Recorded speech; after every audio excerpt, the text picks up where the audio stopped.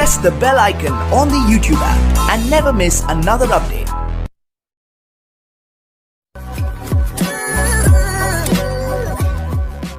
हाँ जी, नमस्कार दोस्तों, मैं राम पारिजातम चार्टर्ड अकाउंटेंट आपका वापस से स्वागत करता हूँ। और आज हम लोग बहुत ही बेहतरीन स्कीम के बारे में जानने वाले हैं। अगर सर आपके पास हिम्मत है, आपके अंदर कुछ करने का जज्बा है, आपके पास पैसों की कमी है, तो गवर्नमेंट की तरफ से आपके लिए बहुत ही बेहतर एक्सपोजर है और बहुत ही बढ़िया स्कीम है। आप चाहते हैं आप अपने यहाँ एम्प्लॉयमेंट जनरेट करें, कुछ बड़ा करें, बड़ा बिजनेस करें, बड़ी इंडस्ट्री सेटअप करें, लोगों को रोजगार प्रोवाइड करवाएं, अपने क्षेत्र से कई एक्सपोर्ट्स का काम करें। ओवरऑल आप कुछ भी अगर कुछ बड़ा करने की आपकी तमन्ना है तो आप इस स्कीम के जरिए बहुत बेहतरीन तरीके से अपना काम कर सकते हैं। आपके पास पैसे की कमी अगर है तो ये स्कीम आपके लिए एकदम रामबाण साबित हो सकती है, बशर्ते आपके अंदर काम करने की लगन हो और थोड़ा बहुत पैसा आप कहीं ना कहीं से जुटा पाओ। सर ये स्कीम है ना, ये स्कीम 2005 में इससे पहले आई थी, बट कुछ कारणों से जो भी रहा हो इम्प्लीमेंटेशन की, उसके बाद में फिर अभी 2019 में इसको माननीय वित्त मंत्री श्रीमती निर्मला सीतारमण जी द्वारा ये स्कीम दोबारा से चालू की जा रही है। तो इस स्कीम को चालू करने के बाद में उन्होंने क्या बोला कि उन्होंने ये बोला है आप क्या करो, छोटे छोटे लोग होते हैं उनके पास में उतना ज्यादा पैसा नहीं होता है, आप अपना एक क्लस्टर बनाओ, ग्रुप बनाओ, और ग्रुप बनाने के बाद में अब आपके पास थोड़ा बहुत पैसा लगाने को हो जाएगा। आप जो प्रोजेक्ट सेटअप करना चाहते हो आप करो ना, आप प्रोजेक्ट सेटअप करो, आपके पास जमीन है, आपके पास पैसों की कमी है, कोई व्यवस्था आपका प्रॉब्लम क्रिएट नहीं करो, आपके पास पैसों की कमी है, पैसे हम लगा रहे हैं। कैसे लगा रहे हैं? आप सिर्फ 10% पैसा अपने पास से ले आना और 90% पैसा हम आपको ग्रांट में देंगे। सर लोन नहीं है। तो ये स्कीम समझना बहुत इंपॉर्टेंट है आपके लिए और बहुत बेहतरीन स्कीम है। तो मान लीजिए अगर आपने 5 करोड़ रुपए का प्लांट लगाना है तो आपके पास कुछ ग्रुप, आपका जो इसमें अभी हम लोग आगे समझेंगे कि ग्रुप कैसे बनाना है, कितने लोगों का ग्रुप होना चाहिए। तो उस ग्रुप से आपको केवल 50 लाख रुपए की व्यवस्था करनी है और उसके बाद बाकी का 4.5 करोड़ रुपए जो लगना है वो आपको सरकार की तरफ से मिलेगा, एज अ ग्रांट मिलेगा। अच्छा, ये जो आपको रुपए 50 लाख रुपए लगाने, इसमें भी आपको एक बहुत बेहतरीन चीज क्या है कि क्या आपको ये पैसे एक मुश्त लगाने हैं या टुकड़ों में लगाने, ये भी हम लोग इस चीज के बारे में समझेंगे, कैसे मैनेज कर सकते हैं इस ओवरऑल स्कीम को। Correct sir. तो धीमे धीमे बढ़ते हैं इस स्कीम को जानने के लिए। तो मैंने आपको बताया कि स्कीम 2005 में पहले शुरू की गई थी, उसके बाद 2019 में इसको वापस से जो है कि स्टार्ट किया जाता है। इस स्कीम में अपने को क्या क्या मिलने वाला है सर? अपने को फंडिंग मिलती है। अच्छा, फंडिंग, जिसके पास पैसा हो क्या वो आदमी हमेशा सफल हो सकता है? नहीं। तो फंडिंग के साथ साथ अपने को ट्रेनिंग का भी यहाँ पे प्रोविजन है, हमको ट्रेनिंग भी मिल जाती है और हमें बेसिक उपकरण जो हमको बेसिक नीड्स हैं उनको व्यवस्था करने के लिए, मतलब वर्किंग कैपिटल भी अपने को मिलेगा, टर्म लोन भी, मतलब अपने को मशीन के लिए भी पैसे मिल रहे हैं। अपने को सिर्फ और सिर्फ क्या चाहिए साहब? जमीन आपके पास हो, आप मैनेज कर लो और काम करने की लगन हो। आप इस स्कीम के तहत अपनी इंडस्ट्री को बहुत बड़ा बना सकते हैं। ठीक है, तो इसकी विशेषताएं क्या क्या हैं?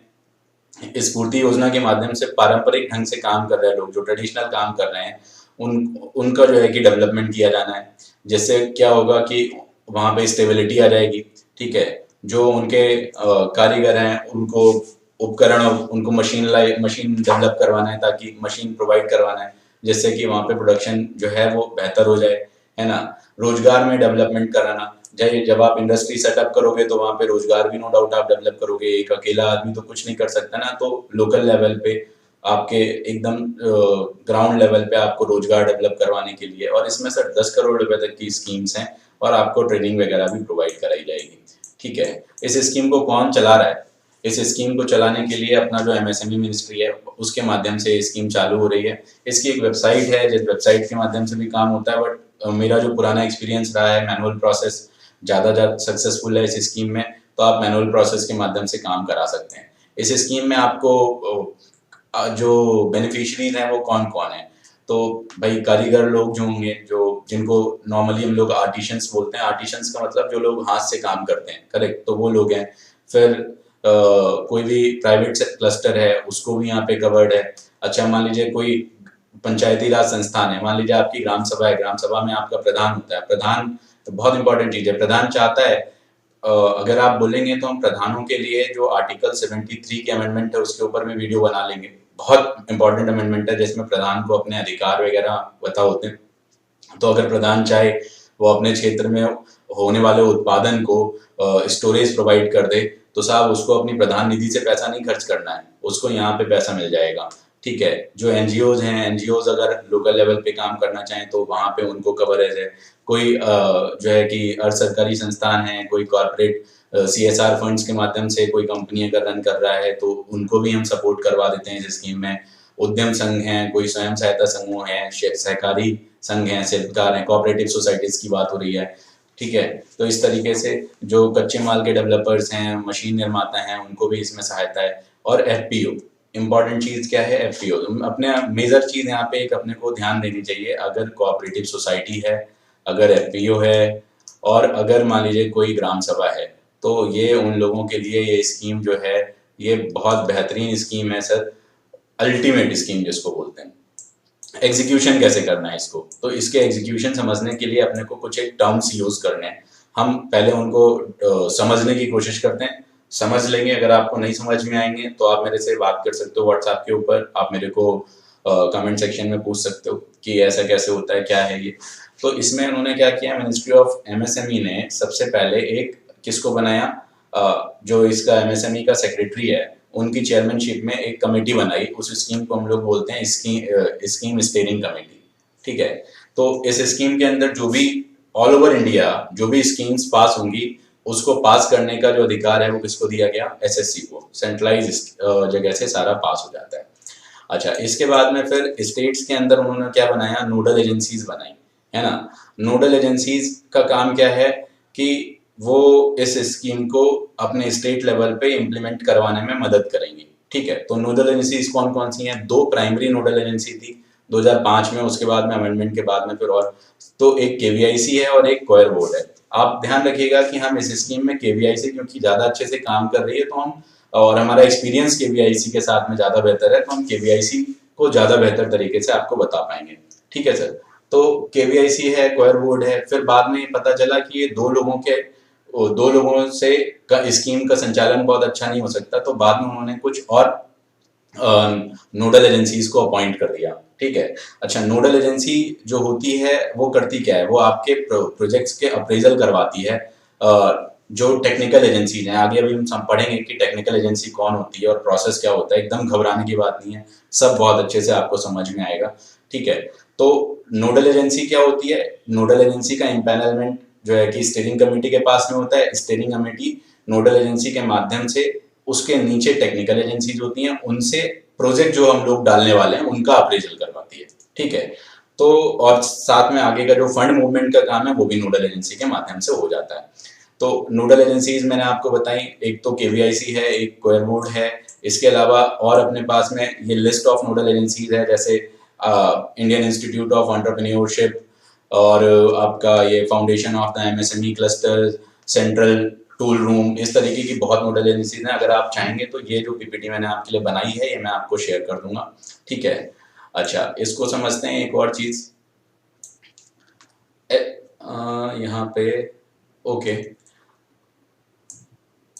जो KVIC मैंने आपको बताया कि जो नोडल एजेंसीज हैं KVIC और CB, कोयर बोर्ड, इनको छोड़ के जो बाकी के जो इंस्टीट्यूशंस हैं, अब इनका मेन काम तो कुछ और है, बट गवर्नमेंट चाहती थी कि इस स्कीम को प्रॉपर तरीके से इम्प्लीमेंट किया जाए। तो जब गवर्नमेंट ने इनको नोडल एजेंसी अपॉइंट किया तो इनसे कहा कि आप अपने यहाँ डेडिकेटेड एक सेगमेंट बना देना, उसको बोलते हैं प्रोजेक्ट स्क्रीनिंग कमेटी। और प्रोजेक्ट स्क्रीनिंग कमेटी में आपको क्या रखने होंगे? कम से कम 3 क्लस्टर एक्सपर्ट्स रखने होंगे। जो आपके यहाँ आइडेंटिफाइड क्लस्टर्स होंगे उनमें से 3 क्लस्टर एक्सपर्ट्स रखने होंगे। बैंक का रिप्रेजेंटेटिव रखना पड़ेगा, मार्केटिंग फाइनेंस फील्ड के लोग होंगे, ताकि जब आप प्रोजेक्ट का अप्रूवल करो तो उनको बता पाओ कि ये कमियां आप ये पूरा करके लेके आओ। अल्टीमेटली गवर्नमेंट का ऑब्जेक्टिव एकदम क्लियर है, प्रोजेक्ट करना है, प्रोजेक्ट करने के लिए अपने को जो भी करना पड़ेगा वो हम करेंगे। तो उन्होंने व्यवस्था बना रखी है कि अगर आपको कोई समस्या आएगी तो ये सब काम करेंगे आपके लिए। फिर तीसरे नंबर का एक अपने को समझना है टेक्निकल एजेंसी। तो टेक्निकल एजेंसी क्या होता है? टेक्निकल एजेंसी आपकी प्रिपरेशन और and validation of the cluster action plan करवाती है कि क्लस्टर जो ग्रुप होगा वो ग्रुप काम कैसे करेगा, इसका काम ट्रेनिंग कंडक्ट करवाती है। ठीक है, और टेक्निकल सपोर्ट प्रोवाइड करवाती है आपको, और आपके रिपोर्ट सबमिशन में आपकी मदद करती है। ठीक है, तो एक तरीके से आपको साथ में और क्या करती है? Assistants in preparation of the comprehensive DPR, क्योंकि डीपीआर सर बहुत बड़ी चीज़ है। डीपीआर का मतलब डिटेल्ड प्रोजेक्ट रिपोर्ट। तो ये जो डीपीआर है ये बहुत बड़ा होता है। अभी इसका फॉर्मेट भी हम समझेंगे, और अगर आप मेरे से चाहते हैं कि मैं नेक्स्ट एक आपके साथ में डीपीआर कैसे बनाते हैं, डीपीआर में क्या इंपॉर्टेंट चीज़ें होती हैं, उसके बारे में भी वीडियो बनाऊं, तो बेशक मैं आपके लिए उस नेक्स्ट वीडियो उसके लिए भी बना सकता हूँ। तो डीपीआर डिटेल्ड होना चाहिए, बहुत कॉम्प्रहेंसिव होना चाहिए। भाई उसका बिजनेस मॉडल क्या है, स्किल अपग्रेडेशन कैसे होंगे, जो हम नए स्किल्स अक्वायर करने वाले हैं वो क्या हैं, उसके सेटअप को, ठीक है, और उसमें प्रपोज्ड परसेंटेज प्रोडक्टिविटी कैसे इनहांस करेंगे, सेगमेंटेशन कैसे करेंगे, अपनी ब्रांड वैल्यू कैसे क्रिएट करवाएंगे हम वहाँ पे, प्रमोशन करवाना, मतलब ओवरऑल तमाम काम होते हैं। तो ये सब टेक्निकल एजेंसी, नाम से ही लग रहा है ना कि वो टेक्निकली कॉम्पिटेंट एजेंसी है, तो वो आपको इसमें सपोर्ट करती है, ठीक है। फिर आती है बात सर इम्प्लीमेंटिंग एजेंसी। तो जो ऊपर हम लोगों ने बेनिफिशरीज पढ़े हैं, इसका मतलब अगर हम एफपीओ के माध्यम से इसमें एप्लीकेशन करने जा रहे हैं, तो इम्प्लीमेंटिंग एजेंसी जो एजेंसी इस योजना को इम्प्लीमेंट करवाने में सहायता करेगी, जो इम्प्लीमेंट करेगी अपने आप से, उसको हम लोग क्या बोलेंगे, टेक्निकल एजेंसी, इम्प्लीमेंटिंग एजेंसी। तो इम्प्लीमेंटिंग एजेंसी में जो ऊपर बेनिफिशियरीज है वही मैंने वापस से लिस्ट यहाँ पे रिपब्लिश कर दी। तो स्पेशली अपने को मैंने आपको बताया था, एक सहकारी संघ कोऑपरेटिव सोसाइटीज अपने को टारगेट करनी, तो दूसरी एफपीओ टारगेट करने थे, तीसरी पंचायती राज संस्थान। तो जो जैसे अभी उत्तर प्रदेश में पंचायती राज के इलेक्शंस हुए हैं, तो जिनके प्रधानों को चाहिए कि वो अपने गांव के अंदर इस तरीके की व्यवस्था बनाना चाहते हैं, उनकी जो निधि होती है वो तो इतनी बड़ी होती नहीं है, ठीक है। तो उनके पास में अधिकार है कि वो उस वहाँ पे अपनी जो ग्राम सभा की जमीन है उसको इस्तेमाल करके वहाँ पे डेवलपमेंट करवा दें इस स्कीम के तहत। और उससे फायदा क्या होगा, उनको पॉलिटिकल बेनिफिट्स भी मिल रहे हैं, गांव के लोगों को लोकल लेवल पे स्टोरेज भी मिल गया, बेहतर है, गांव का एक अलग से रेवेन्यू मॉडल भी तैयार हो गया, ठीक है। फिर सर लास्ट बात आती है स्पेशल पर्पस व्हीकल। अच्छा, ये स्कीम मैंने आपको बताया ग्रुप है, तो ग्रुप का मतलब क्या हो गया, ये स्कीम सबके लिए। तो इस स्कीम को फिजिबल बनाने के लिए, वर्केबल बनाने के लिए इन्होंने कहा कि साहब हम किसी प्राइवेट इंस्टीट्यूशन को ये स्कीम नहीं देंगे, हम एक आप ऐसी स्पेशल पर्पस व्हीकल बनाओ जो एनजीओ टाइप की होगी, ठीक है। आप जब या जिसमें ढेर सारे मेंबर्स होंगे, तो उस स्पेशल पर्पस व्हीकल में हम इसको देंगे, और उसका मैनेजमेंट हम बता रहे हैं कैसे डिसाइड होगा, ठीक है, ताकि ऐसा ना हो कि ये सारा पैसा जो हमने आपको दिया वो आप अपने पर्सनली इस्तेमाल कर लो ना। जो अपने ग्रुप के मेंबर्स हैं उन सबको बेनिफिट पास ऑन होना चाहिए, सबका कल्याण होना चाहिए, करेक्ट। तो आपने क्या किया, प्रैक्टिकली ये गवर्नमेंट का थॉट प्रोसेस है, बट कहीं ना कहीं जो आदमी इनिशिएटर होता है, जो लीडर होता है, लोग उसको फॉलो करते हैं। तो आप वहां पे ब्रांड क्रिएशन, कॉपरेशन, आप लोगों को यूनाइट करके उनकी पावर्स क्रिएट करके, ठीक है, तो आप संगठन बना के अपनी ओवरऑल वैल्यू एडिशन ज्यादा कर पाओगे, राइट। तो बट स्टिल एक स्पेशल पर्पस व्हीकल बनानी है, कैसे बनानी है, आप जो है कि सोसाइटी बना सकते हो। जैसे लास्ट टाइम पे जो हमारा एक एनजीओ के ऊपर मैंने, एफपीओ के ऊपर मैंने वीडियो बनाई थी, तो उसमें मैंने आपको बताया था कि एफपीओ कितने तरीके से बनती है, वहीं पे मैंने आपको एनजीओ के बारे में भी बताया था। तो एनजीओ ही एक आपको डेवलप करना है मोस्टली। तो आप सोसाइटी जो 1860 एक्ट में रजिस्टर्ड होती है वो बना सकते हो। इसके अलावा आप कोऑपरेटिव सोसाइटी बना सकते हो जो कि एनजीओ नहीं होती है। आप प्रोड्यूसर कंपनी बना सकते हो, सेक्शन 8 कंपनी बना सकते हो, ट्रस्ट बना सकते हो, या इसके अलावा कोई अदर इंस्टीट्यूशन बना सकते हो। बट यहाँ पे ध्यान देने वाली बात क्या है कि सर मेरा पर्सनल एक्सपीरियंस कहता है, जो अगर उत्तर प्रदेश, मैंने आपको बताया कि केवीआईसी सबसे ज्यादा अच्छे से काम करती है, और केवीआईसी के काम करने के बाद में जब हमें स्पेशल पर्पस व्हीकल केवीआईसी के लिए बनानी पड़ेगी, तो अपने को कौन सी स्पेशल पर्पस व्हीकल बनानी है सर, सोसाइटी रजिस्ट्रेशन वाली, प्रिफर्ड बाय केवीआईसी। बहुत एकदम क्लियर क्रिस्प बात, मैं आपको गुमराह नहीं करना चाहता कि आप कोऑपरेटिव सोसाइटी बना लो, सेक्शन 8 कंपनी बना लो, कुछ भी बना लो, नहीं। यूजली सोसाइटी बनाना थोड़ा सा टिपिकल काम है as comparison to section 8 company, as comparison to producer company, ठीक है। कोऑपरेटिव सोसाइटी और भी टिपिकल काम है, बट केवीआईसी इनको प्रेफरेंस देती है, इसलिए क्योंकि हमें स्कीम करनी है, हमें रास्ते में दौड़ भाग नहीं मचानी इधर उधर। तो अपने को काम क्या करना है, एक सोसाइटी रजिस्टर करवानी होगी साथ में, जो सोसाइटी रजिस्ट्रेशन एक्ट 1860 में होती है। अब अगर आप चाहते हैं कि सोसाइटी का रजिस्ट्रेशन कैसे होता है, तो आप मेरे को कमेंट सेक्शन में बताइएगा, मैं इसको सोसाइटी के ऊपर भी एक इन्फॉर्मेटिव वीडियो बना के दे दूंगा। अब इसके बाद में अपने को क्या करना होगा कि जो केवीआईबी है, मैं बार बार केवीआईसी धोखे से बोल गया हूँ ऊपर, वो केवीआईबी है, ठीक है। तो अब केवीआईबी के पास में क्या होना चाहिए अपने को कि बेसिकली इस एप्लीकेशन की प्रोसेस क्या होगी। तो सबसे पहले आप अपनी इम्प्लीमेंटिंग एजेंसी जो है वो सेल्फ आइडेंटिफाई करोगे, ठीक है। भाई हमारा इतने लोगों का ग्रुप है, तभी तो आप लीडर बन के आओगे जब आप अपनी ग्रुप को आइडेंटिफाई कर लोगे। जब आपने अपने ग्रुप को आइडेंटिफाई कर लिया, आपने उस ग्रुप को लीगल कॉन्स्टिट्यूशन दे दिया, सजेस्टेड लीगल कॉन्स्टिट्यूशन एफपीसी, आपने उसको एफपीसी दे दिया, आपकी रजिस्टर्ड ऑलरेडी एफपीसी और एफपीसी में ढेर सारे मेंबर्स हैं, नो डाउट इससे ज्यादा बढ़िया सिचुएशन कुछ और हो ही नहीं सकती। ठीक है, अब आपको अपना एक डीपीआर बनाना है। अच्छा, डीपीआर कहने को बड़ा नॉर्मल चीज है डीपीआर, बट मैं यहाँ पे बहुत साफ सी बात बता रहा हूँ, आप कोई एक्सपर्ट चार्टर्ड अकाउंटेंट पकड़िएगा। ठीक है, एक्सपर्ट चार्टर्ड अकाउंटेंट पकड़िएगा, कौन सा वाला, जिसके पास में प्राइमरी सेक्टर के डीपीआर बनाने की एक्सपर्टीज हो। सर देखिए, प्रोजेक्ट रिपोर्ट बनाना एक अलग का काम होता है, कोई दिक्कत नहीं है, बट प्राइमरी सेक्टर के डीपीआर बनाना एक थोड़ा सा टेक्निकल काम हो जाता है, तो आप एक्सपर्ट चार्टर्ड अकाउंटेंट्स पकड़िए, हम लोग भी बनाते हैं, कोई दिक्कत नहीं है आपको। अगर कोई प्रॉब्लम होती है आप उनसे पूछ सकते हैं और आप खुद भी बना सकते हैं, कोई बड़ी बात नहीं है। ठीक है सर, जहाँ पे आपको, जब आप रिपोर्ट अपने आप बनाते हो तो जहाँ पे आपको अपने चार्टर्ड अकाउंटेंट से वेरिफिकेशन चाहिए, आप लोकल सीए वहाँ पे अरेंज कर सकते हो, वहाँ पे आप काम करवा सकते हो। अब क्या करना है, आपने डीपीआर, अपना एक इम्प्लीमेंटिंग एजेंसी अपने आप को एक आइडेंटिफाई किया आपने, और जो भी काम करना था उस काम के अकॉर्डिंग आपने डीपीआर बनवाया। डीपीआर बनाने के बाद में आपके पास में एक रास्ता जो स्फूर्ति योजना में लिखा हुआ है, स्फूर्ति.msme.gov.in के ऊपर आप ऑनलाइन अप्लाई करो, बट चूंकि वर्किंग कैसे हो रही है मेरा पर्सनली तजुर्बा है, तो उस सेक्शन में मैं आपसे बोल सकता हूँ कि आप क्या करो, और मैं स्पेशली केवीआईबी की वर्किंग की बात कर रहा हूँ। आप क्या करो, जिला ग्रामोद्योग अधिकारी, इसको बोलते हैं जिला ग्रामोद्योग अधिकारी, उसको आप 3 कॉपीज में अपनी एप्लीकेशन फॉर्म के साथ में डीपीआर प्रेजेंट कर दो। ठीक है, आप उसको ये काम, जब आप ये प्रेजेंट कर दोगे तो उसके आगे का काम उनको करना है। मान लीजिए अगर आपको देर लग रहा है कि नहीं देरी हो रही है, तो आप क्या करो, हेड ऑफिस को भी एक मेल कर देना कि साहब हमने यहाँ प्रेजेंट किया था, वहाँ काम नहीं हो रहा, तो वो भी कर सकते हो आप। ठीक है, अच्छा, इस तरीके की प्रोसेस जो मैं आपको बता रहा हूँ ये मेरे पर्सनल एक्सपीरियंस वाली प्रोसेसेस हैं, तो बट ये नेचुरली किसी भी जगह पे काम करती हैं। आप चाहे केवीआईपी के माध्यम से अप्लाई करवाओ, चाहे आप किसी और नोडल एजेंसी के माध्यम से अप्लाई करवाओ, कोई दिक्कत नहीं है। ठीक है, फिर वो क्या करता है, जो जिला ग्रामोद्योग अधिकारी है वो वहाँ पे लोकल अप्रेजल करता है, और अप्रेजल करने के बाद में 2 कॉपी अपनी अप्रेजल रिपोर्ट के साथ में डिप्टी सीईओ के साथ भेज देता है। ये मिसप्रिंटिंग हो गई है, ये सीईओ है, जनरली लोग सीईओ बोल देते हैं, डिप्टी सीईओ, तो डिप्टी सीईओ ग्रामोद्योग के पास में वो भेज देता है। अब डिप्टी सीईओ ग्रामोद्योग साहब अपनी फर्दर इन्वेस्टिगेशन करते हैं। अगर मान लीजिए आपसे कुछ पूछताछ करनी, पूछताछ करते हैं, पूछताछ करने के बाद अपनी अप्रेजल रिपोर्ट लगाते हैं और वो हेड ऑफिस को भेज देते हैं। अब हेड ऑफिस वापस से अपने आप इन्वेस्टिगेशन करता है, और हेड ऑफिस जब अपने आप से इस सारी प्रोसेस को देख लेता है, तो देखने के बाद में उत्तर प्रदेश के अंदर बहुत ढेर सारी टेक्निकल एजेंसीज हैं। यहाँ टेक्निकल एजेंसी की मैंने लिस्ट आपको नहीं दी हुई है, अगर आपको चाहिए होगी तो मैं अरेंज कर दूंगा आपके लिए, बट हमारे लिए सबसे अच्छी टेक्निकल एजेंसी जो उत्तर प्रदेश में है वो यूपीको है।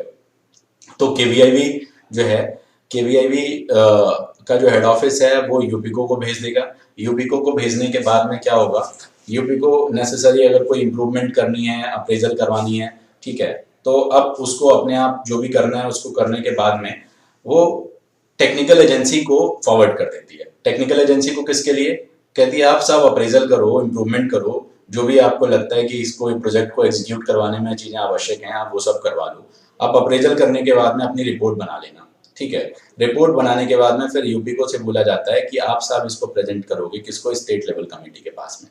किस चीज के लिए सर, वहां से फंडिंग हो जाएगी आपकी। स्टेट लेवल कमेटी जो होगी, स्टीयरिंग कमेटी की बैठक के साथ में होती है वो। तो अब इसमें मेरा सजेशन क्या रहता है कि जो आप जिस भी चार्टर्ड अकाउंटेंट से आप ये रिपोर्ट बनवाएं, जिस भी प्रोफेशनल से आप ये रिपोर्ट बनवाएं, उनसे बात कर लें कि साहब इंटरव्यू के साथ समय पे आप मेरे साथ रहिएगा। तो वहाँ पे जो आपकी टेक्निकल एजेंसी की टीम होगी वो भी होगी, इम्प्लीमेंटिंग एजेंसी की टीम होगी वो भी होगी, और जिस प्रोफेशनल ने डीपीआर बनाया है उसको भी आप लेके चलिए, ताकि वहाँ पे कमेटी के द्वारा पूछे जाने वाले हर एक सवाल का जवाब आप एकदम फैक्चुअल, बस तुरंत इधर सवाल आया उधर आपने जवाब दिया, इधर सवाल आया उधर जवाब दिया, इस तरीके से होना चाहिए। आपका लेवल ऑफ कॉन्फिडेंस, आपकी क्लैरिटी ऑफ द कंसेप्ट, आपकी क्लैरिटी ऑफ द प्रोजेक्ट एकदम क्लियर होनी चाहिए। करेक्ट। अब इसके बाद में क्या होता है, डिस्पर्सल ऑफ द फंड्स। अब ये तो फंड मैंने यहाँ लिख तो दिया आसानी से, dispersal of the funds, but इसकी अपनी एक प्रोसेस है। अब समझते हैं नेक्स्ट टेक्निकल चीज यहाँ पे कि प्रोजेक्ट कैसे अपने को फंड्स कहाँ पे मिलेंगे। तो फंड कैसे मिलते हैं, अभी आप आगे चल के मेरे से समझोगे कि किस किस तरीके के हेड्स में पैसे रिलीज किए जाते हैं, बट मैं यहाँ पे लिख रहा हूँ कि क्लस्टर इंटरवेंशंस एक सॉफ्ट इंटरवेंशन होता है। मैं एक काम करता हूँ, पहले आपको बता देता हूँ ये क्या होता है, फिर वापस से ऊपर आके काम करते हैं। ठीक है। तो जो सॉफ्ट इंटरवेंशंस मतलब जनरल अवेयरनेस के लिए पैसा, काउंसलिंग के लिए पैसा, मोटिवेशन के लिए पैसा और इंस्टीट्यूशन डेवलपमेंट के लिए पैसा, एक्सपोजर विजिट के लिए पैसा, मार्केट प्रमोशन के लिए, जो एक तरीके से जो इंडिविजुअल पर्सनल नेचर के काम होते हैं ना, उसके लिए जहाँ पे ह्यूमन पर्सनल इन्वॉल्व होता है, डिजाइन एंड प्रोजेक्ट डेवलपमेंट होता है और इस तरीके के सेमिनार्स करने हैं, लोगों को प्रमोट करना है ये। फिर हार्ड इंटरवेंशंस क्या होते हैं? हार्ड इंटरवेंशंस वो जो आपकी मशीनरीज वगैरह लगा होनी है, रॉ मटेरियल्स आना है, कॉमन फैसिलिटी सेंटर आपको बनना है। कॉमन फैसिलिटी सेंटर वही स्पेशल पर्पस व्हीकल के अंदर जो है कॉमन फैसिलिटी सेंटर बनता है, जो सारे लोगों को मतलब मशीन वहाँ पे पूरा ये फैसिलिटी सेंटर होगा, मशीन्स का ग्रुप होगा और सबके लिए ओपनली होगा यूज करने के लिए। वेयर हाउस फैसिलिटी, ओवरऑल जो फिजिकल नेचर की चीजें होती हैं उनको हम लोग हार्ड इंटरवेंशन बोलते हैं। फिर थीमेटिक इंटरवेंशन, अच्छा इसको गवर्नमेंट ने बहुत क्लियर कट स्कोप रखा। भाई मान लीजिए कि एक आदमी एक इंडस्ट्री है जिसका काम है कपड़ा बनाना, ठीक है, तो वो क्या करती है, रॉ मटेरियल से कपड़ा बनाती है और कपड़ा बनाने के बाद में दूसरी इंडस्ट्री का काम है शर्ट बनाना। तो इनका जो ये इंटरमीडिएटरी गुड्स हुआ ना, तो अगर आप कुछ ऐसी व्यवस्था कर दो, तो आप ऐसी व्यवस्था कर दो कि वहां पे मान लीजिए एक दो से ज्यादा क्लस्टर्स हैं, तो वहाँ थीमेटिक इंटरवेंशन थीम बन जाना चाहिए कि हम ऐसे ऐसे करके काम करेंगे। तो ये होता है, आपके 3 तरीके की चीजें होती हैं, इसमें से गवर्नमेंट ऐसे करके पैसे रिलीज करती है। तो कहती है जो सॉफ्ट इंटरवेंशन होंगे उसके लिए जो भी पैसा आएगा हम जो आप बोलोगे उसका 100% हम आपको दे देंगे, ठीक है। बट ये आपके हार्ड इंटरवेंशन से 10% या 25 लाख रुपए से अधिक नहीं हो सकता, ठीक है। तो जो भी आपके मशीनरीज का पार्ट होगा उसके 10% से ज्यादा नहीं होगा ये, और हम आपको ये पैसा 100% दे देंगे। इसमें हम आपसे नहीं बोलेंगे कि आप पैसे लगाओ आके। फिर जो मशीनरी वगैरह का पार्ट होता है, इसमें बोलते हैं कि हम आपको सिर्फ 90% का पैसा देंगे, रेस्ट पैसा मतलब 10% का पैसा जो है वो आपको लगाना पड़ेगा, करेक्ट। अब 10% का पैसा आपको अपने आप से लगाना पड़ेगा। ये मैंने बोला था कि 90% सबसे पहले मैंने आपको बताया कि गवर्नमेंट की तरफ से अपने को बेनिफिट मिल जाता है। फिर जो टेक्निकल एजेंसी है जो आपके लिए सपोर्ट कर रही है, इतना ढेर सारा काम कर रही है, वो आपको कि आप उसको 8% जो आपके हार्ड इंटरवेंशन है या 30 लाख रुपए दोनों में से जो भी कम होगा उतना पैसा उसको एलिजिबिलिटी रहती है। तो आप अपनी जो डीपीआर बनाएंगे उसमें आप इसका भी एस्टिमेट बना के रखेंगे। अब जो इम्प्लीमेंटिंग एजेंसी है, इम्प्लीमेंटिंग एजेंसी, क्योंकि इम्प्लीमेंटिंग एजेंसी अपने पास उसकी ओनरशिप में तो आएगा नहीं, ये किसकी ओनरशिप में आएगा? स्पेशल पर्पस व्हीकल की ओनरशिप में, जो एक एनजीओ टाइप की संस्था है जो अपने मेंबर्स के लिए सारी व्यवस्था बना रही है, करेक्ट। तो जब हम इम्प्लीमेंटिंग एजेंसी की बात करते हैं तो उसके लिए भी उन्होंने 8% या 20 लाख रुपए which ever is lower of hard intervention, इतना पैसा इन्होंने जो है कि अलाउ कर रखा है। तो कहने का मतलब ये हो गया कि जो भी एफपीसी इस व्यवस्था को करवाएगी, उस व्यवस्था में एफपीसी के लिए भी अपना 8% का पैसा इस डीपीआर के अंदर शामिल रहता है, ठीक है। अच्छा, ये जो 95% और 5% in case of the NER JNK, तो मान के चलिए जो 10% वाला है ये बढ़ जाएगा। अगर मान लीजिए कि ये नॉर्थ ईस्टर्न स्टेट्स हैं या जेएनके हिली एरियाज हैं, तो वहाँ पे जो प्रमोटर्स हैं उनको सिर्फ 5% लगाना है और 95% की फंडिंग हो जाएगी, ठीक है। और इसमें आपका जो क्लस्टर डेवलपमेंट एग्जीक्यूटिव होगा, आगे अभी समझेंगे, उसकी सैलरी भी यहाँ पे इंक्लूड है, ठीक है। ओके, अब हम समझते हैं आगे। इसमें एक चीज अपने को, और जो मैंने आपको बोला कि बेनिफिशियरी सीएसआर वगैरह वाले लोग भी कम कर सकते हैं, जो सीएसआर कंपनीज हैं और इस सेगमेंट में आना चाहती हैं, कहते हैं हम भी लगाते हैं, तो उसमें ये जो 90% या 95% है उसको घटा के कितना कर दिया जाएगा? 50%। तो कहने का मतलब अगर मान लीजिए कि कोई कॉर्पोरेट है, वो सीएसआर फंडिंग के माध्यम से ऐसी इंडस्ट्री स्टैब्लिश करवाना चाहता है, तो 50% वो लगाएगा, 50% सरकार लगा देगी स्पेशल पर्पस व्हीकल में, मशीनरी सेटअप हो जाएगी, लोग अपना काम करने लग जाएंगे, राइट। अच्छा, ओके, ये हम लोगों ने समझ लिया। अब हम लोग समझते हैं कि नोडल एजेंसी अप्रेज कैसे करती है ना। भाई जब हम लोगों को प्रोजेक्ट अपना बनाना है, प्रोजेक्ट बनाने के बाद प्रोजेक्ट हम उस तरीके से बनाएं जिस तरीके से नोडल एजेंसी को चाहिए, तभी तो बेहतर अप्रेजल हो पाएगा। भाई चाहिए कुछ और हमने दिया कुछ और जाके, तो कहाँ हमारा प्रोजेक्ट सेंक्शन होना। तो बहुत इंपॉर्टेंट चीज है ये समझना कि नोडल एजेंसी अपने प्रोजेक्ट्स को अप्रेज कैसे करेगी। तो अप्रेज करने के लिए उन्होंने बोला कि सबसे पहली चीज तो आपको मेरा स्टैंडर्ड फॉर्मेट जो है, डीपीआर का एक फॉर्मेट है, अभी मैं आपको दिखाऊंगा आगे, ठीक है। एक उन्होंने टेम्पलेट बना रखा है, उस टेम्पलेट के अकॉर्डिंग ही आपको उन्होंने हेडिंग्स दे रखी है, उन हेडिंग्स के अकॉर्डिंग ही इसको बनाना है आपको, ठीक। फिर हम समझते हैं, उन्होंने बोला कि identification of the IA and formation of the, आप अपनी special purpose vehicle as per guidelines बना लो। तो गाइडलाइंस में तो कई ऑप्शंस थे, मैंने आपको कौन सी सजेस्ट की, आप सोसाइटी बना लो, ठीक है। उसके बाद में जो आपके शेयर होल्डर्स रहेंगे, मेंबर्स रहेंगे, उनके साथ में जो अग्रीमेंट्स आपको क्रिएट करने हैं, भाई 10-10 मेंबर आपको बनाने पड़ेंगे, तो वैसे करके आप अपने जितने भी शेयर होल्डर्स हैं, जितने भी मेंबर्स हैं, उनके साथ में आप अपना अग्रीमेंट बना लो। फिर लैंड के लिए ये प्रोजेक्ट एकदम भी पैसे नहीं देता आपको। ये प्रोजेक्ट आपको, मान लीजिए आप बोलते हो कि हम फसल उगा के ऐसा प्रोसेसिंग करेंगे, तो फसल उगाने के लिए भी पैसे नहीं देता। फसल उगाने के लिए आपको मैंने एक और ऑप्शन बताया था, किसान सशक्तिकरण परियोजना, जो आई बटन में आपको आ रहा है, आप वहां से भी फसल उगवा सकते हो, आपकी जेब से कुछ नहीं लगना, ठीक है। तो क्या हुआ, आपने लैंड जो है कि वो अपने पास कलेक्ट करना है। अब मान लीजिए लैंड ओन्ड नहीं है, आप लीज करना चाहते हो, तो लीज के लिए साफ साफ लिखा है कि आपकी 15 साल से अधिक की लीज होनी चाहिए या 15 साल की लीज होनी चाहिए, उससे कम की लीज को हम मानते नहीं, ठीक है। फिर उन्होंने बोला कि आप अपने फंड्स अवेलेबल कराओ। अच्छा, ये फंड्स अवेलेबल कैसे कराएंगे, या आपको कंपनी जो आपकी इम्प्लीमेंटिंग एजेंसी है, स्पेशल पर्पज व्हीकल है, उसके खाते में अपने को ये पैसे जमा करवाने, तभी अपना ये माना जाएगा, ठीक है। अब मान लीजिए 5 करोड़ का प्रोजेक्ट है, 50 लाख रुपए भी तो छोटी अमाउंट नहीं होती है। तो गवर्नमेंट ने आगे आपको बहुत अच्छी चीज बता रखी है कि 10% need not to be given in one shot. ये एक बार में जमा नहीं करना है, आपके पास ऑप्शन है, आप चार इंस्टॉलमेंट में इसको जमा करवा सकते हो। मैंने 4 इंस्टॉलमेंट जनरली बोल दिया है, ठीक है। 25% के हिसाब से लॉ में लिखा हुआ था, तो मैंने उसको कैलकुलेट करके 4 इंस्टॉलमेंट आपके सामने बोल दिया, ओके। अब यहाँ पे ध्यान देनी कि भाई स्पेशल पर्पस व्हीकल बनानी है, लोग चालाकी करेंगे, मैनेजमेंट अपना रखेंगे, है ना, ये सब करेंगे डिसीजन मेकिंग के लिए। तो इन्होंने, लॉ ने बहुत साफ क्लियर किया इस स्कीम के लॉ में कि भाई आपको स्पेशल पर्पस अगर व्हीकल आप बनाना चाहते हो, आप एसपीवी बना रहे हो, तो क्या करोगे, उसमें minimum 33% representation of the artisans, जो छोटे कारीगर हैं, उनमें मतलब टोटल आपके बोर्ड का 33% जो होना चाहिए, वो कौन होना चाहिए, जो आपके छोटे कारीगर लोग हैं वो। मान लीजिए बोर्ड ऑफ डायरेक्टर्स पे 5 लोग हैं, ठीक है, तो 5 लोगों का मतलब कम से कम 2 लोग, 33% का मतलब अब 1 पॉइंट समथिंग होगा, तो वो तो कम से कम 2 लोग आपको क्या रखने पड़ेंगे, जो रिप्रेजेंट करें छोटे छोटे सारे लोगों को, ठीक है। इन केस अगर ये मान लीजिए प्रधान जी वाला मैंने जो आपको बताया पंचायती राज इंस्टीट्यूशन है, तो वहां पे उन्होंने बोला कि 33% ऑफ टोटल इक्विटी किसके पास होनी चाहिए, वो छोटे लोगों के पास में होना चाहिए। ऐसा नहीं है कि सारा, एक तरीके से ये पीपीपी मॉडल है, पब्लिक प्राइवेट पार्टनरशिप मॉडल है। अगर मान लीजिए कोई प्राइवेट सेक्टर इनिशिएट कर रहा है, तो वहां पे जो प्राइवेट सेक्टर ओनरशिप है, जो प्रमोटर है, उसके पास 50% से ज्यादा की शेयर होल्डिंग नहीं हो सकती है, ठीक है।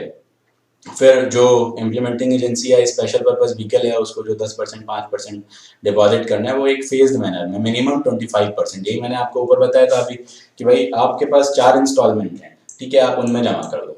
अब क्या होगा, इम्प्लीमेंटिंग एजेंसी जो है उसको अपने यहाँ, जो भी इम्प्लीमेंटिंग एजेंसी है उसको अपने यहाँ एक क्लस्टर डेवलपमेंट एग्जीक्यूटिव को अपॉइंट करना होता है। वो क्या करेगा, वो रिस्पॉन्सिबिलिटीज लेगा इस overall as per propose DPR, जो अप्रूव्ड डीपीआर है, ठीक है, जो आपने डीपीआर प्रपोज किया था और अप्रूव हो के आया, उस डीपीआर के अकॉर्डिंग इस पूरे प्रोजेक्ट को इम्प्लीमेंट करवाने का काम करेगा। अब हम समझते हैं कि सर इसमें फंड्स कैसे रिलीज होते हैं। फंड्स के रिलीज होने की, तो सबसे पहले क्या होगा, जब प्रोजेक्ट अप्रूव हो जाएगा स्टीयरिंग कमेटी के द्वारा, तो नोडल एजेंसी को पैसे जाते हैं। मैंने बोला कि रिलीज टू नोडल एजेंसी, तो नोडल एजेंसी को ये पैसे भेजे जाते हैं। 50% of the soft intervention, 50% of the hard intervention, 50% of implementing agency, मतलब जो 8% है उसका 50%, 4% यहाँ पे दे दिया जाएगा नोडल एजेंसी के पास।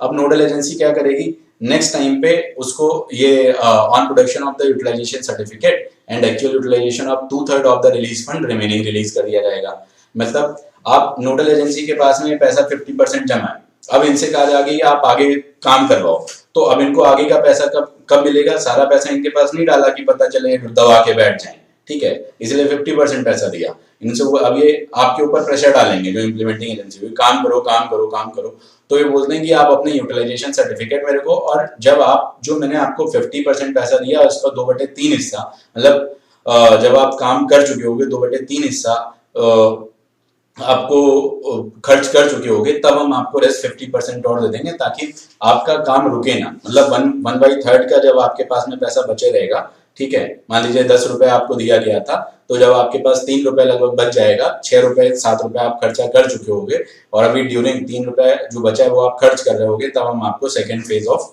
अमाउंट जो है वो रिलीज कर देंगे। अच्छा, नोडल एजेंसी के पास तो पैसा आ गया, तो नोडल एजेंसी किसको रिलीज करेगी, इम्प्लीमेंटिंग एजेंसी को। तो इम्प्लीमेंटिंग एजेंसी को जब भी अप्रूवल हो जाएगा, सैंक्शन लेटर हो जाएगा, ठीक है, और नोडल एजेंसी को इशू हो गया पैसा, तो उसके बाद में वो पहली installment of hard intervention release करेगी, ठीक है, बाय नोडल एजेंसी। किस में रिलीज करेगी? In the bank account of implementing agency, ठीक है, जो भी इम्प्लीमेंटिंग एजेंसी है उसके खाते में रिलीज करेगी। Whereas the release of funds of the nodal agency to implementing for soft intervention shall be need on और नीड बेसिस। अब जो आपके वो वाले पैसे हैं सॉफ्ट इंटरवेंशन के, जो आपके पैसे हैं जब आपको चाहिए होंगे, जितने चाहिए होंगे उस हिसाब से रिलीज किया जाएगा। मतलब जो हार्ड इंटरवेंशन का है वो तो आपको पूरा दे दिया गया 50%, लेकिन ये आपको नहीं दिया जाएगा। फिर जो नेक्स्ट इंस्टॉलमेंट है, तो अगेन आपको 2 इंस्टॉलमेंट में पैसे, क्योंकि ऊपर भी 2 इंस्टॉलमेंट में मिल रहे हैं, यहाँ भी 2 इंस्टॉलमेंट में पैसे मिल रहे हैं, लेकिन यहाँ पे भी अगेन आपको यूटिलाइजेशन सर्टिफिकेट देना होगा अपने लगातार, और जो कंप्लायंसेस आपकी जो है कि नोडल एजेंसी आपको बताएगी वो आपको फॉलो करनी होंगी। अब इसमें कितना पैसा मिल सकता है? कहने को तो मैंने आपको बोल दिया कि सर 10 करोड़ रुपए तक मिल सकता है। 10 करोड़ रुपए स्पेशल सर्कमस्टांसेस में। लॉ ने आपको यहाँ पे लिखा है कि 5 करोड़ हम अप्रूव करते हैं, लेकिन अगर आपके पास बढ़िया कंसेप्ट है, इससे बड़े प्रोजेक्ट हैं, आपको लगता है कि ज्यादा कुछ काम कर सकते हो, तो हम 10 करोड़ रुपए तक इस स्कीम में लाके दे देंगे। अच्छा, अब ये कैसे कह रहे हैं कि जो क्लस्टर्स 500 आर्टिशंस के होंगे हम उनको 2.5 करोड़ रुपए देंगे, और जो क्लस्टर्स 500 से अधिक के होंगे हम उनको 5 करोड़ रुपए देंगे। लेकिन जो क्लस्टर्स 500 से कम के हैं हम उनको भी अप्रूव करते हैं। कह रहे हैं कि आप नीचे कम वाले लेके आ जाओ, बट इतने कम ना हो कि 100 से कम हो जाए, should not be less than 100। 100 members से नीचे नहीं होना चाहिए। अब अगर 100 से नीचे हैं तब तो हम इसमें एलिजिबल ही नहीं है। मतलब आपकी एपीसी में कम से कम 100 मेंबर होने चाहिए। आज आप एपीसी बनाओ, अगले हफ्ते 10 दिन के अंदर अपनी कंप्लायंस करके 100 मेंबर 150 मेंबर अगर आप कर लोगे तो आप इसमें एलिजिबल हो, आप काम करने के लिए एलिजिबल हो। आप अपने साथ में एक्सपीरियंस लोगों को अपनी एपीसी में रख सकते हो, और अगर एग्जिस्टिंग एपीसी है तो उसके बोर्ड पे कुछ एक्सपीरियंस लोग रखो। ध्यान देने वाली बात नेक्स्ट यहाँ पे और क्या है कि इन्होंने बोला कि साहब हम प्रोपोर्शनेट करेंगे। इस प्रोपोर्शनेट शब्द का इतना इंपॉर्टेंट महत्व है कि बोल रहे हैं कि अगर 50 मतलब सॉरी ये करोड़ नहीं है, 50 लाख रुपए पर 100 आर्टिशंस, मतलब ये जो 2.5 करोड़ है, अगर 500 होंगे तब आपको मिलेगा 2.5 करोड़, अगर आपके पास 400 होंगे तो मिलेगा 2 करोड़, 300 होंगे तो मिलेगा 1.5 करोड़। मतलब हर 100 लोग के ऊपर आपको 50 लाख रुपए की फंडिंग हो रही है, ठीक है सर। और अगर 100 से नीचे है तो हम आपको एलिजिबल नहीं मानते। अच्छा, it shall be responsibility of implementing agency to bring the land. जो भी इम्प्लीमेंटिंग एजेंसी होगी उसको अपना जो है कि लैंड लेके आना है। और द कॉस्ट ऑफ लैंड, यहाँ पे इंपॉर्टेंट चीज क्या, आपकी लैंड की कॉस्ट आपके 10% में काउंट होती है। तो सवाल का जवाब एकदम क्लियर है कि ये काउंट नहीं होती है। 10% जो होगा वो आपको अपने कैश में लेके आना पड़ेगा, ठीक है। आप अपने बैंक में रखो, इम्प्लीमेंटिंग एजेंसी के खाते में रखवा दो, स्पेशल पर्पज व्हीकल के खाते में रखवा दो, और वो बैंक स्टेटमेंट आपको इसके साथ सबमिट करना पड़ेगा कि साहब हमने अपना अरेंजमेंट कर लिया है। अच्छा, एक चीज और ध्यान रखनी है, ये अरेंजमेंट आपका, इसका अरेंजमेंट का सोर्स भी आप जस्टिफाई कर दीजिएगा। सोर्स अगर नहीं जस्टिफाई करते हैं और वहां पे सोर्स रिलेटेड आपके कोई सवाल पूछे जाते हैं तो वहां पे फिर दिक्कत हो जाती है। अब अटेंशन पॉइंट, जब आप इस पूरे प्रोजेक्ट को कर रहे हो तो आपको क्या चीजें ध्यान रखनी चाहिए भाई। आप अपने सारे मेंबर्स का एक ओरिएंटेशन प्रोग्राम कर लो। एक आपको अपनी पर्सनल स्टोरी बता रहा हूँ। फैजाबाद का एक शख्स है जिनका अप्रेजल चल रहा था स्टीयरिंग कमेटी के यहाँ। उन्होंने अपनी list of farmers the. List of farmers को साहब ने फोन लगा दिया। साहब ने फोन लगाया तो वहां से जो कंसर्न पार्टी थी वो बोलती है कि बाबूजी भैया तो आए थे इनसे, और भैया बोले कि नौकरी लगेगी। हमने अपना पैन कार्ड, आधार कार्ड और जो डिटेल मांगी वो सब दे दिया उनको, खतौनी के पेपर, पैन कार्ड, आधार कार्ड, खाते की डिटेल सब दे दी, हमें तो नौकरी लग जाएगी हमारी। तो उस प्रोजेक्ट की जो फिजिबिलिटी थी ना, बहुत स्ट्रांग थी, बहुत साउंड थी, बट इंटेंशन खराब थी। तो इंटेंशन खराब होने की वजह से क्या हुआ, वो प्रोजेक्ट सैंक्शन नहीं हुआ। तो आपको क्या करना है, आप क्या करो, ओरिएंटेशन प्रोग्राम बहुत अच्छे रखो, उसके फोटो रखो, वीडियो रखो, एकदम अपने आप को क्लियर रखो, अपना विजन आपका क्लियर होना चाहिए, करेक्ट, ताकि आपके किसान, जो आपके लोग आपके साथ जुड़ रहे हैं आपके ग्रुप में आके, वो चीटेड ना महसूस करें। और जब वो चीटेड नहीं महसूस करेंगे, आपके साथ पार्टिसिपेशन करेंगे, तो नो डाउट आपका ये प्रोजेक्ट सैंक्शन होने से कोई भी नहीं रोक सकता, ठीक है। डीपीआर आपकी कंप्लायंसेस जो होनी चाहिए वो एज पर स्टैंडर्ड्स होनी चाहिए।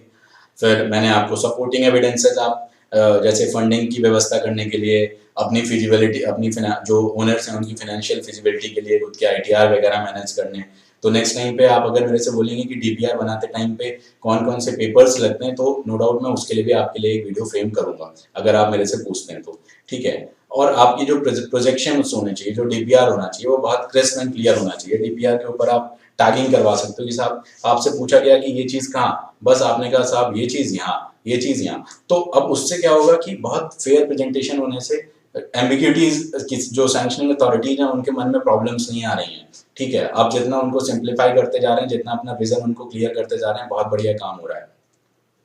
आपकी जो फिजिबिलिटी रिपोर्ट होनी चाहिए वो बहुत पावरफुल होनी चाहिए। फिजिबिलिटी रिपोर्ट क्यों पावरफुल होनी चाहिए?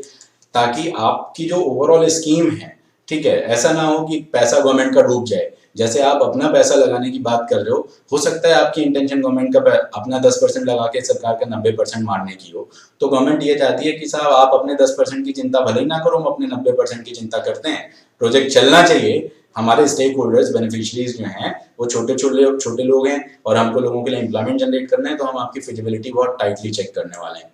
अब समझते हैं ट्रेडिशनल इंडस्ट्री में बार बार आपके सामने कह रहा था, तो जैसे खादी इंडस्ट्री है, तो इसमें कॉटन का, सिल्क का जो यार्न है, हैंडसम्स होते हैं, और इस तरीके की जो है कि वुलन है, मुस्लिन है, सिल्क है, ये सारी चीज़ें खादी इंडस्ट्रीज में। फिर विलेज इंडस्ट्री की बात करते हैं, तो विलेज इंडस्ट्री में बहुत ढेर सारी चीज़ें, जैसे मिनरल वेस्ट है, तो कॉटन पॉटरी है, और कॉटेज पॉटरी है, लाइम इंडस्ट्रीज हैं, मेडिसिनल प्लांट्स हैं, बी कीपिंग है, ये सारा कुछ काम कर सकते हैं। पल्सेस का काम कर सकते हैं, गुड़ का काम कर सकते हैं, फ्रूट्स का काम कर सकते हैं, ठीक है। इस तरीके के बहुत ढेर सारे हैं, अगर आपको ये चाहिए होगी पीपीटी तो मैं आपसे शेयर कर दूंगा। और कॉटेज का काम है, ठीक है। फिर इस तरीके के नॉन कन्वेंशनल एनर्जी के काम है, इलेक्ट्रॉनिक्स का काम है। मतलब इन्होंने कोशिश की है कि बहुत बहुत ह्यूज कवरेज दिया हुआ स्कीम में। आप हैंडमेड प्रोडक्ट्स का काम कर सकते हो, फाइबर्स का काम कर सकते हो, आप कपड़ों का काम कर सकते हो, फैब्रिक का काम कर सकते हो, ठीक है। तो इस तरीके से फिर जो कॉयर बोर्ड है, कॉयर बोर्ड ने भी अपनी जो है कि बता रखी है कि हम क्या क्या काम करेंगे। अच्छा, एक मोटा सा अगर मैं आपको एग्जांपल और देना चाहूँ, आपको मान के चलिए इस स्कीम के माध्यम से आप और क्या कर सकते हैं, जैसे आप मिल्क प्रोसेसिंग यूनिट लगा सकते हैं, दूध डेयरी का काम कर सकते हैं बड़े स्तर पे, ठीक है। आप और क्या कर सकते हैं, लाख का उद्योग कर सकते हैं, बांस का जो होता है, और आप फर्नीचर का उद्योग कर सकते हैं, ठीक है भाई, बेड बनाना, ये सारी चीज़ें इसकी आप प्रॉपर यहाँ पे काम कर सकते हैं। एसेंशियल वायर्स का आप इस पर उद्योग कर सकते हैं। और एक दो इस स्कीम के साथ में आप और जो दूसरी स्कीम जिनके लिए मना नहीं किया गया इस स्कीम में कि आप इसमें क्लब नहीं करेंगे, बेसिकली इस स्कीम में कहा गया है कि अगर पर्टिकुलर इस मेरे से आप पैसा ले रहे हो तो कहीं और से आप उस मशीनरी के लिए कहीं और से पैसा मत लेना, ठीक है। तो मान लीजिए आपने एग्रीकल्चरल प्रोसेस को अपने साथ इम्प्लीमेंट करने की कोशिश की, तो इसलिए मैंने आपसे इस्तेमाल कर दिया कि आप कृषक सशक्तिकरण परियोजना जो मैंने लास्ट वीडियो आपके लिए बनाया था, आप उसको भी आई बटन में भी वापस से आपको दिख जाएगा, तो आप उसको भी यहाँ पे काम कर सकते हो, ठीक है। आप हॉर्टिकल्चर प्रोसेसिंग में, अब चूंकि हॉर्टिकल्चर में और भी स्कीम्स हैं, अगर नेक्स्ट वीडियो में आप बोलेंगे तो मैं हॉर्टिकल्चर के आपके वीडियोस बनाने वाला हूँ, जल्दी बना दूंगा।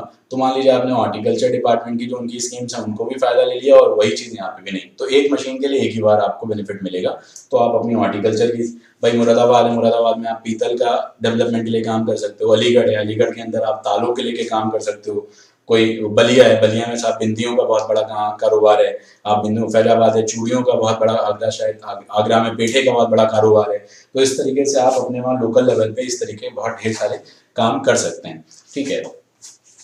अच्छा, अब इसमें जो एप्लीकेशन का जो प्रोफार्मा है, तो मैनेजमेंट बॉडी आपके एग्जीक्यूटिव बॉडी कौन है, इंडोर्समेंट फ्रॉम होस्ट उनमें से कौन आदमी मेन है उसको, फिर आपके इंस्टीट्यूशन का, ऑर्गेनाइजेशन का नाम क्या है, लोगों की प्रोफाइल वगैरह, पार्टनर्स जो आपके पार्टनर्स हैं उनकी डिटेल, उनका लीगल स्टेटस, ठीक है। फिर आपके जो ओवरऑल क्या करना है, लिस्ट ऑफ द प्रोजेक्ट्स अभी तक जो आपने, तो मैंने आपको लास्ट टाइम बताया था कि आप छोटे छोटे प्रोजेक्ट करते रहिए तो आपकी क्या होता है, प्रोफाइल बढ़ती रहती है। तो किसान सशक्तिकरण परियोजना एक उनमें से एक प्रोजेक्ट है जिसमें ज़्यादा मेहनत नहीं लगनी है, आप उसके माध्यम से अपनी प्रोफाइल डेवलप कर सकते हैं, यहाँ पे लिख सकते हैं। फिर ये फिजिबिलिटी ऑफ द क्लस्टर, ठीक है, ये क्लस्टर ऐसा तो नहीं बहुत जल्दी टूट जाए, पता चले आदमी निकल रहे हैं, तो ओवरऑल मल्टीपल तरीके से फिजिबिलिटी करनी है। तो ये फिजिबिलिटी अगर आप, ये बेसिकली डीपीआर कैसे बनाना है, तो अगर आप बोलेंगे तो हम नेक्स्ट प्रोजेक्ट उसके नेक्स्ट वीडियो उसके ऊपर बना देंगे, ठीक है। फिर ईयर वाइज प्लान, 3 साल का आपको प्लान करना है कि हम 3 साल के अंदर कैसे कैसे काम करेंगे। फिर जो आपके टारगेट माइलस्टोन्स हैं, भाई हम ये करेंगे तो इतना हो जाएगा, ये करेंगे तो इतना हो जाएगा, ऐसे करके, ठीक है। फिर रेवेन्यू जनरेशन प्लान आपका जो है वो कैसे क्या रहेगा। फिर ये ओवरऑल आपका एप्लीकेशन हो गया, एक तरीके से आपके डीपीआर की समरी आपने एप्लीकेशन में लगा दी, डिटेल डीपीआर आपका ये हो गया। तो डीपीआर कैसे कि क्लस्टर की प्रोफाइल, उसकी value chain mapping, market assessment, gap analysis अगर कुछ भी है उसका, ठीक है, इम्प्लीमेंटिंग एजेंसी की प्रोफाइल, फिर प्रोजेक्ट के कंसेप्ट और स्ट्रेटजी फ्रेमवर्क। बहुत ये पोर्शन बहुत स्ट्रांग है और बहुत इंपॉर्टेंट तरीके से लिखना होता है, क्योंकि इसको लोग, ये बहुत ज़्यादा हैवी नहीं होना चाहिए, पता चले आप 4-5 पेजेस का लिख डालो। आपका कंसेप्ट बहुत क्रिस्प होना चाहिए, बहुत क्लियर होना चाहिए, इसकी कंसेप्ट की क्लियरिटी बहुत अच्छी से होनी चाहिए। फिर प्रोजेक्ट इंटरवेंशंस जो कोर स्फूर्ति के हैं, ठीक है, सॉफ्ट इंटरवेंशन, हार्ड इंटरवेंशन, और आपका जो प्रोजेक्ट कॉस्ट है उसके मीन्स ऑफ फाइनेंसिंग कैसे हैं, वही को जो 90% तो स्फूर्ति से फंडिंग हो जाएगी, ठीक है, 10% आप कैसे लगा रहे हो अपना, ये सारा बताना है। फिर plan convergence of the initiatives, enhancement project, और प्रोजेक्ट की टाइमलाइन कब होनी है, बिजनेस प्लान आपका कैसा है, प्रपोज्ड इम्प्लीमेंटेशन फ्रेमवर्क क्या है आपका, सस्टेनेबिलिटी एनालिसिस, एक्सपेक्टेड इम्पैक्ट, भाई इसका ओवरऑल बेनिफिट्स क्या होंगे, इसका शॉर्ट एनालिसिस करके आपको दिखाना होगा। तो ये ओवरऑल जो थी सर, ये स्कीम है आपकी स्फूर्ति योजना। स्फूर्ति योजना से संबंधित अगर आपको कुछ और बेहतर जानकारी चाहिए हो, आपको लग रहा हो कि छूट गया हो, तो आप मेरे को एकदम बताइए। हम अगर आपको लगता है कि कोई क्वेश्चन आंसर सेशन रखना चाहिए तो हम एक क्वेश्चन आंसर सेशन भी रख सकते हैं इस चीज़ के ऊपर। और मैं चाहता हूँ कि आप अपने आप प्रोजेक्ट डीपीआर अगर बनाना चाहते हैं तो आप अपने आप भी बना सकते हैं, और उसके लिए अगर आप मेरे से बोलेंगे तो हम आपको डीपीआर कैसे बनाना चाहिए उसके ऊपर भी एक वीडियो बना के देंगे। और आपको इस ओवरऑल इस रिपोर्ट में, इस स्कीम में कुछ और जानकारी चाहिए हो तो आप मेरे व्हाट्सएप नंबर पे कनेक्ट हो सकते हैं 9335377770 पर, ठीक है। और तब तक के लिए आपसे विदा लूँगा, धन्यवाद, थैंक यू।